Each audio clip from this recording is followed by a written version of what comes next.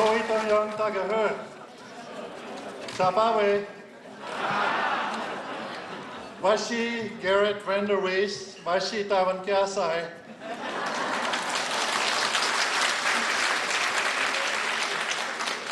My wife is Tan Bitin from Pangyo Tsabot Sinsui.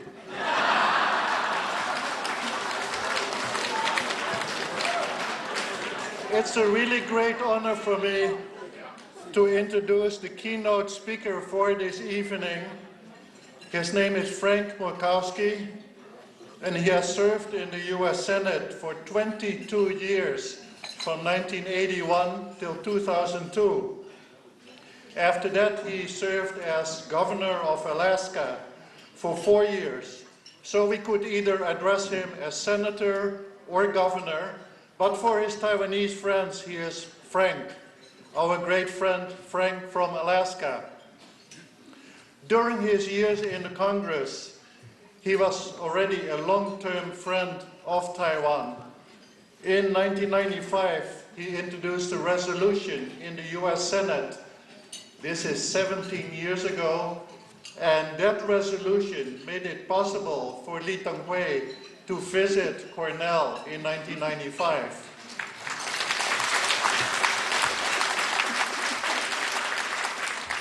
And when President Lee landed in Syracuse, Frank Iannuzzi was there to welcome him.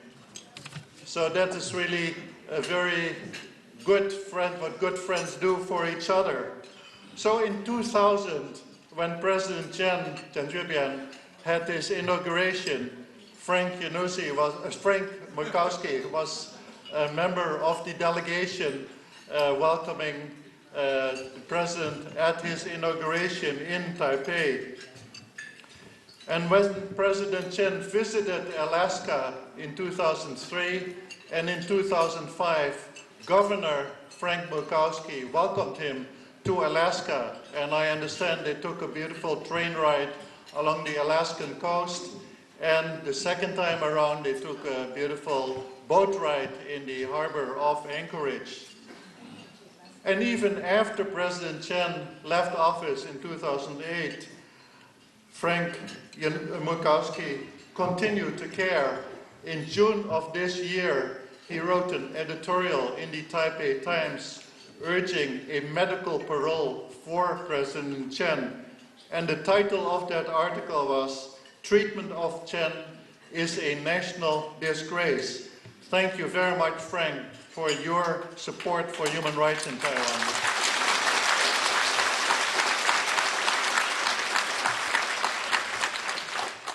Frank also cares very much for democracy in Taiwan. In January of this year, during the elections in Taiwan, he led a delegation of observers to observe what was going on during the elections. And I was so fortunate to be a member of the delegation going around to Kaohsiung, to Tainan, Taichung, Taipei. And in each city, we visited all the different headquarters, all the parties, Kuomintang, DPP, and so on. And so we had so many meetings, but all of those meetings, really, Frank and his wife, Nancy, were there up in front and always very energetic and very inspiring for the group as a whole. So they led our group with great dedication and inspiration.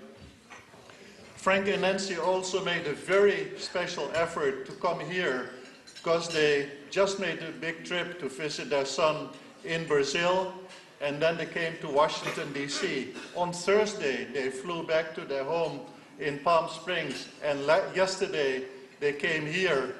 Tomorrow morning at 6 o'clock, they are taking the flight out again. So that is really dedication. So ladies and gentlemen, let us welcome Frank and Nancy Murkowski.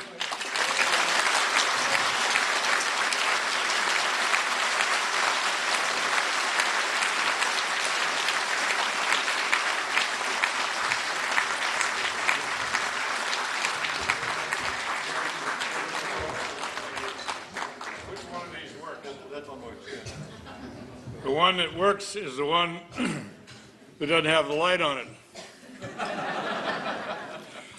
Well, let me say how much Nancy and I appreciate being here.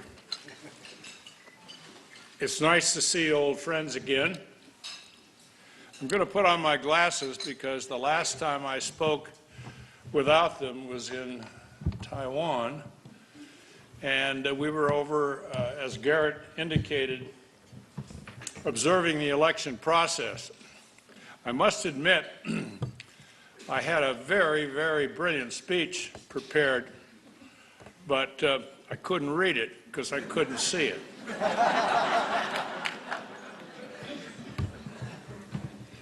Daga ho!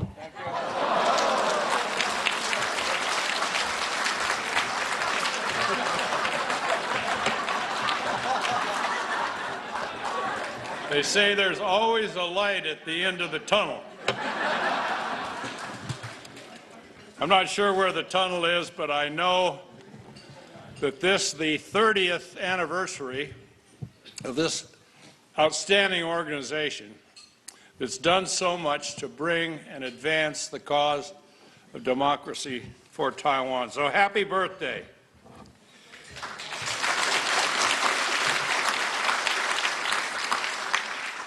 Chairman Mak Kao, former Vice President Annette Liu, Ambassador Joseph Wu, as I indicated, we're very pleased to be here celebrating your birthday. I suggested that we sing happy birthday, but my wife said that my voice really wasn't the type of voice that we needed for a birthday, and so I'm just going to pass on that and simply identify in a few words the significance of freedom for Taiwan, because you have been an example to many in the United States of just what freedom is all about. I think the advancement of U.S.-Taiwan relations will be moved ahead very much by the recent announcement of Joseph Wu as the representative of the DPP in Washington, D.C. There's no question in my mind that his addition will advance Taiwan-U.S. relations. So best wishes, my friend.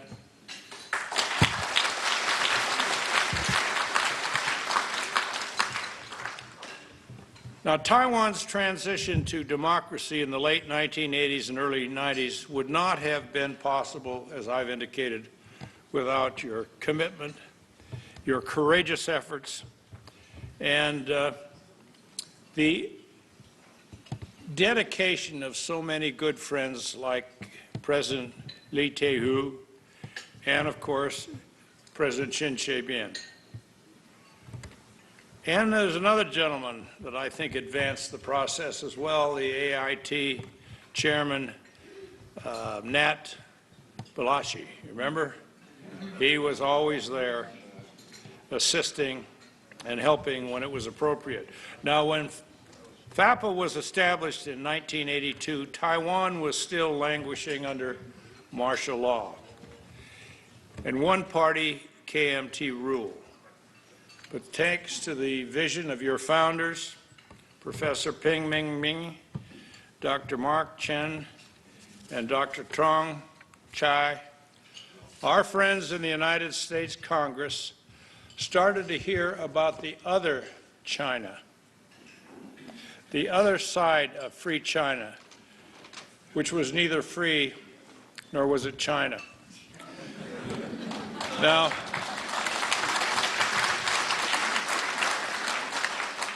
in putting these remarks together, I did a little research, and Garrett was very helpful. And I said, Garrett,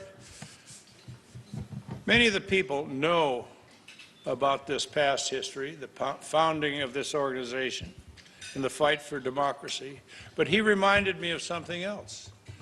and that is the younger people in the group have a tendency to take it for granted, the contributions that you've all made that have been so immeasurable. There were others, able individuals who helped, Senator Claiborne Pell, Senator Ted Kennedy, you remember Stephen Solars, Jim Leach, all spoke out for freedom and the advancement of democracy in Taiwan, and for an end to martial law and for a multi-party political system. And this combined effort of work in the U.S. Congress and grassroots pressure in Taiwan eventually resulted in the establishment of the party, the DPP, on September 12, 1986, and the end of martial law in July of 1987. After Lee Teng-hu became president in January of 1988, he steered the ship of state further in the direction of consolidation of democracy, and thanks to his patient work, Taiwan was able to have elections for all seats in the Legislative Yuan in 1992 and move towards its hallmark of direct presidential elections in 1996. So Taiwan has come a long, long way, and that's much to your credit. Now, I became involved in the Taiwan issue when I was elected to the United States Senate, as Garrett indicated, in 1980. And I served on the Foreign Relations Committee and was the chairman of the Pacific and East Asian Subcommittee. I had a good friend from my former banking experience in Alaska, some 20 years. The gentleman is known to some of you, Lee Pei-Wu, who's been very helpful during this time in keeping me attuned to the advancement of democracy in Taiwan. Well, in the aftermath of the 1996 missile crisis, the Clinton administration, you'll recall, wanted to move closer to China.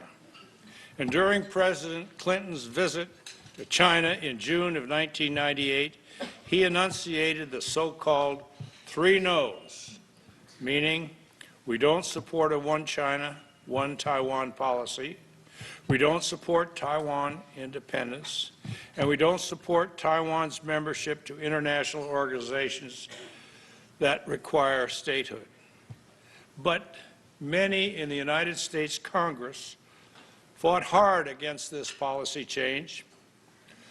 The relevant resolutions criticizing President Clinton for his statement was passed overwhelmingly, 92-0 in the United States Senate. And the House almost made it. It was 390-1 in the House of Representatives.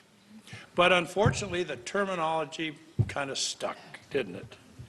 And the implications of that, I believe, were wrong. We should have a one Taiwan policy that says that the people of Taiwan have every right to make their own decisions on the future of their beautiful island without outside interference from China or from anywhere or anyone else.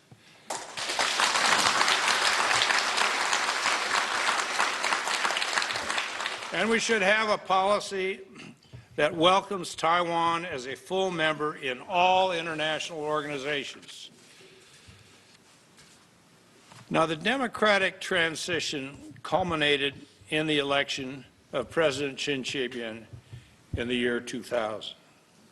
I remember those days. They were heady days. And as a consequence, we can look back at the President George Bush, and he said he would do whatever it takes to help defend Taiwan from Chinese aggression. Now, regrettably, for a number of reasons, that relationship has kind of slid down since then. And the problem was as much on the American side as on the Taiwanese side. After 2003, we really didn't have the people in the U.S. government who really knew where President Chen Shui-bian was coming from and really what he wanted to do. We didn't have people who understood the background of Taiwan's democratic transition. Now, during this period, I met President Chin Bin, and I've met him several times since that time. I got to know him as a passionate fighter, a fighter for freedom and democracy, a strong believer in freedom of expression, and a dedicated advocate of free choice for the people of Taiwan and their future. I had the pleasure, as Garrett noted, of hosting President Chin to Alaska with the First Lady. There were 2 days in which he spent in our state in Anchorage, Alaska. It was an opportunity for him to relax a little bit, but in spite of that, there was significant opposition from the People's Republic of China. But as governor, I had no hesitation to remind our State Department and the China desk that not only is Alaska our nation's largest state, but we're part of the United States, and I, as governor, had the freedom to invite anybody, and particularly our good friends, for a visit.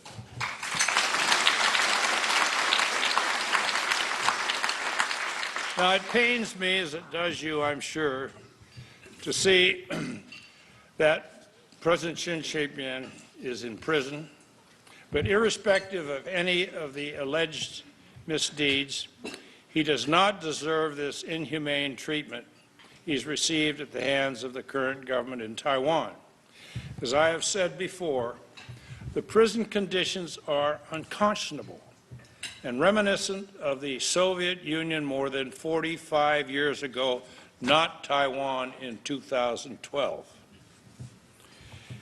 As we all know, President Chin is now being treated in a hospital for a whole series of medical problems, as well as severe mental depression.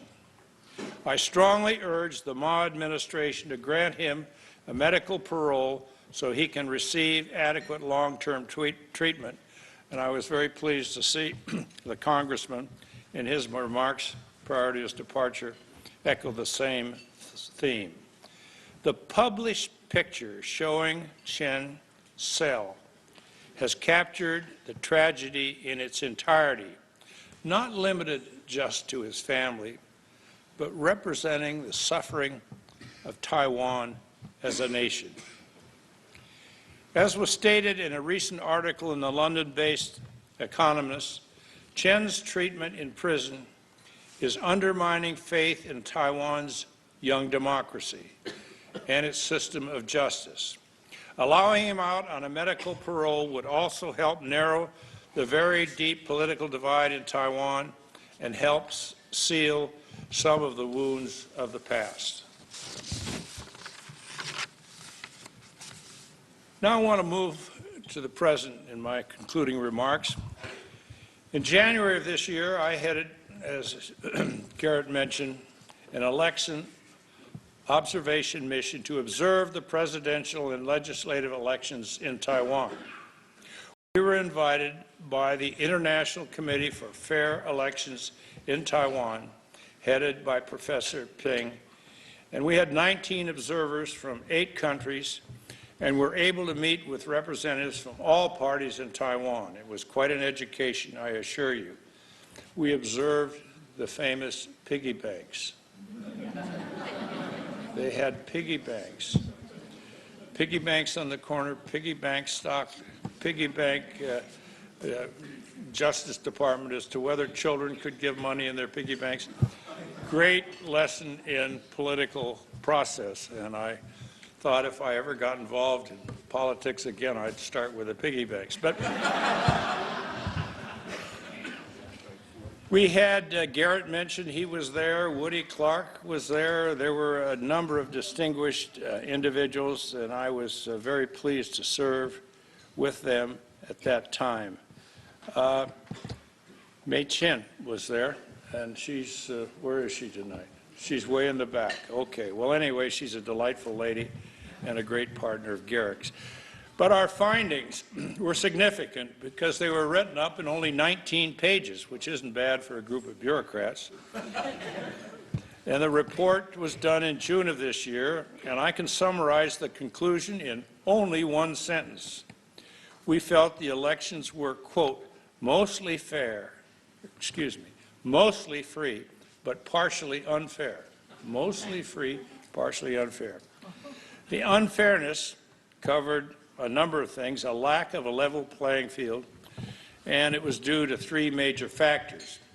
The financial aspect is, the fact is the KMT's got all the money, and they've got a lot of it, and that simply puts the other party at a disadvantage in it. Is that right?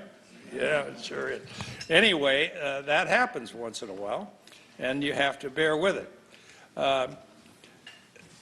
Now, the three main factors, in addition to the financial aspect, the KMT's party assets, and still prevalent vote buying, give it a significant edge. I didn't realize how vote buying works, but to some extent people have a little card and some people are inclined to sell their card, so they can't vote. And of course in the United States we closed that loophole a long time ago.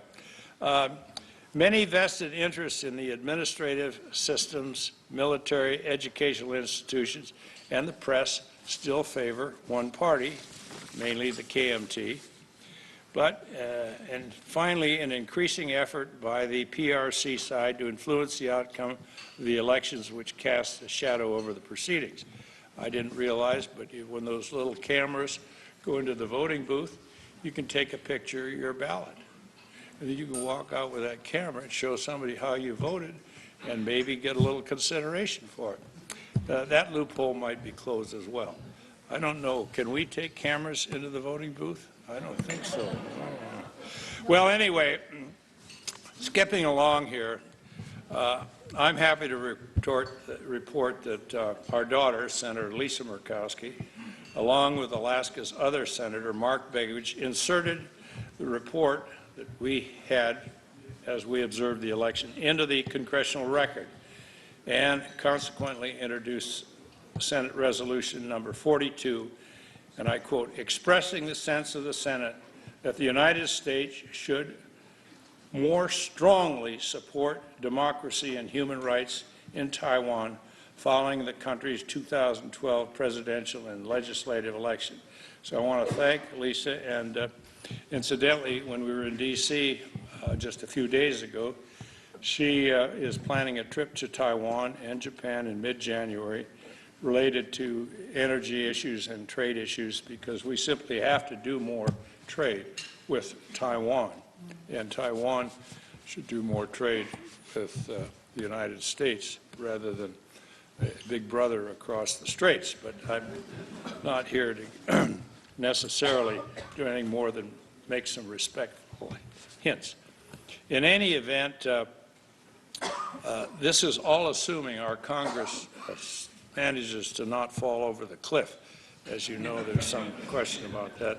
Some people have already found some pillows at the bottom of the cliff and are ready to go. But in any event, we've got to get over that burden. But in conclusion, you know, as it is difficult to find and come up with the right legislative balance in the sense of a smoother political relationship with the mainland. And when one considers the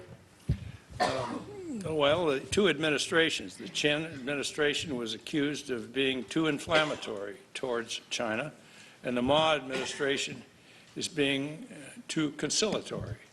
So when you have that kind of a standoff, why it's hard to come up with a balance. On the other hand, the challenge for Taiwan will be to try and balance the advancing economic interaction with China with a better political relationship, yet not at the expense of Taiwan's unique identity. Any overdependence on China will put at risk the eventual resolve of the cross-state relations. You know, I was thinking about how one would look at the leverage that Taiwan has. And as a consequence, the Taiwanese people must have the right to make their own decisions on the future of Taiwan without interference from China, as I've said before. That's what democracy is all about. But I'd remind you that Taiwan does have leverage on the conscience of the world. Think about it. The conscience of the world. So you have to tell your story, not once, not twice, but again and again and again and again, because it will begin to sink in. One can look at Tibet and the continued persecution of Tibetans and the exile of the Dalai Lama. When I was governor, I hosted this holy man to a luncheon in Anchorage. He held his audience spellbound, absolutely spellbound, in his appeal for world peace and the dignity of man under the umbrella of a free and democratic society.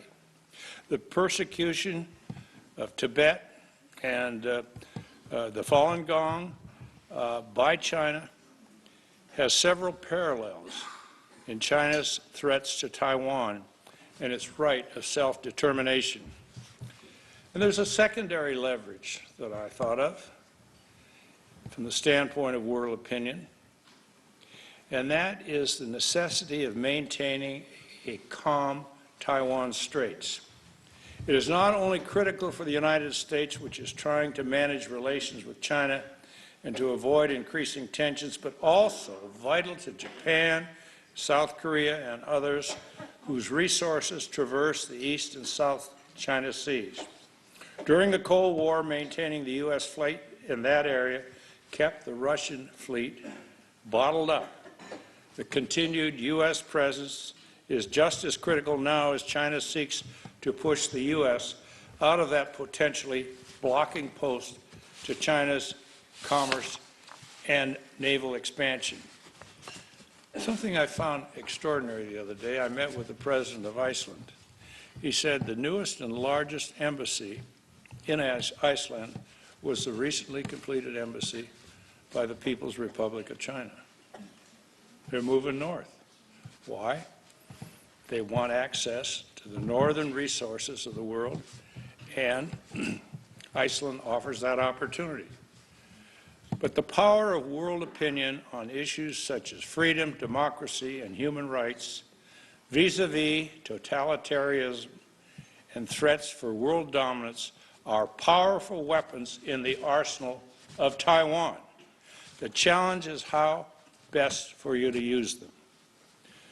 So, well, where do we go from here?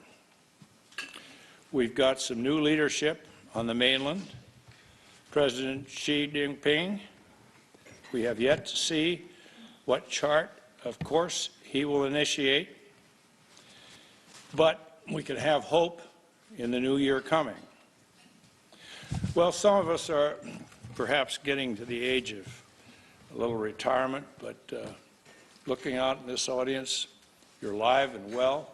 FAPA is still young, full of energy, and over the past 40, I guess it's 30 years, I don't want to make you any older than you are, you've done an amazing service for the people of Taiwan. I would just encourage you to continue to do what you've been doing. You've all been advocates, human rights activists, ambassadors for Taiwan in your own way. You can spread the word by talking to your neighbors, to your congressmen, to your senators, because this is what America is all about. Let your voices be heard. And if you do this together in an organization such as this, your voice will be heard loud and clear in Washington. Let Washington know that you are concerned about freedom, democracy, and unfairness in the judicial system in Taiwan. Let Washington know that you want Taiwan to be a full and equal member of the international community. And let Washington know that you're proud to be Taiwanese Americans who still care for their homeland. My best wishes to you all as this year begins to wind up and we take on the challenges of next year. Thank you very much. Happy birthday.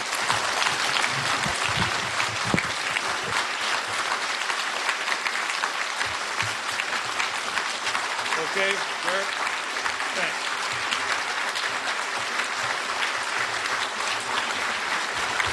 I'm going to get you.